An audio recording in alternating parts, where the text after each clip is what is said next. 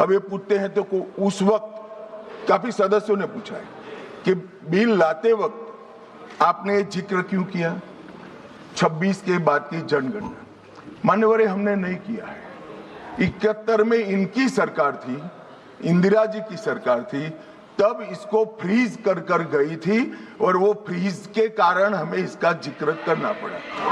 वो फ्रीज की हुई सीटों की संख्या उठाते हैं तभी ये नारी शक्ति वंदन अधिनियम का इम्प्लीमेंटेशन होता है, इसलिए हम लेकर आए।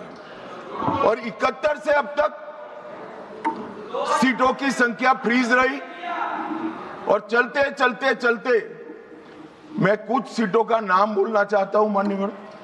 मलकाजगिरी तेलंगाना 48 लाख संख्या मतदाताओं की, बेंगलुरु उत्तर 29 लाख संख्या, बेंगलुरु दक्षिण 29 लाख संख्या, गाजियाबाद जहां से कभी रक्षा मंत्री जी भी सांसद रहे 28 लाख संख्या, उत्तर पश्चिम दिल्ली 27 लाख संख्या।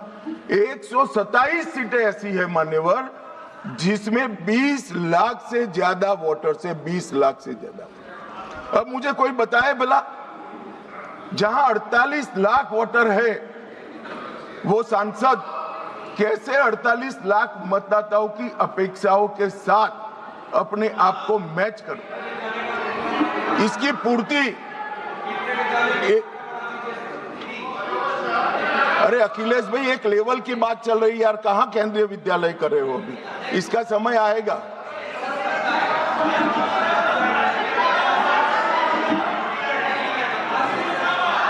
मान्यवर, इनकी बात कहने दो तो जरा स्तर मालूम पड़े। अध्यक्ष महोदय, जो आंकड़े बता रहे हैं माननीय मंत्री जी, हम केवल ये जानना चाहते हैं किस सेंसस के आधार पर ये जो आंकड़े बता रहे हैं, क्योंकि जो गाजियाबाद का आंकड़ा बताया जा रहा है वो बहुत कम बताया जा रहा है। आज की परिस्थिति में हो सकता है वो दुगना हो।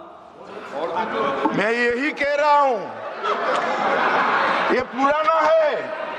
मैं यही कह रहा हूं, अगर डिलिमिटेशन करने दोगे तो नया आ जाएगा और एक की जगह दो सीटें बन जाएगी।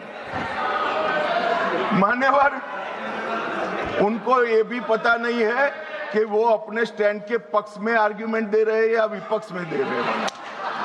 मान्यवर, 127 सीटें ऐसी हैं जहां 20 लाख से ज्यादा वोटर है। अब इसमें एक व्यक्ति, एक मत और एक मूल्य, इस सिद्धांत का पूर्णतया उल्लंघन होता है। कहीं पर तो 45 लाख मतदाताओं के समूह को एक प्रतिनिधि मिला है और कहीं पर 6 लाख मतदाताओं के समूह को एक प्रतिनिधि मिला है। तो मत का मूल्य जो एक होना चाहिए वो नहीं हुआ है मान्यवर। और मैं विश्वास दिलाता हूं कि डिलिमिटेशन के लिए ये लोग सहयोग कर दे, हमें भरोसा करें और डिलिमिटेशन करने दे तो ये मूल्य एक समान हो जाए।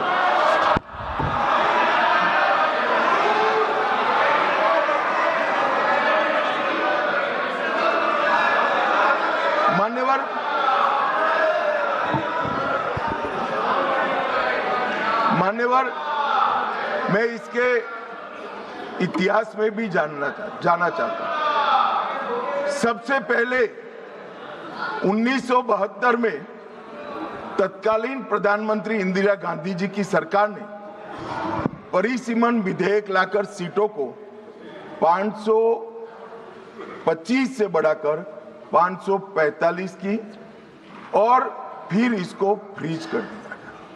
76 में सत्ता बचाने के लिए इमरजेंसी के काल में 42वें संशोधन द्वारा परिसीमन पर रोक लगा दी।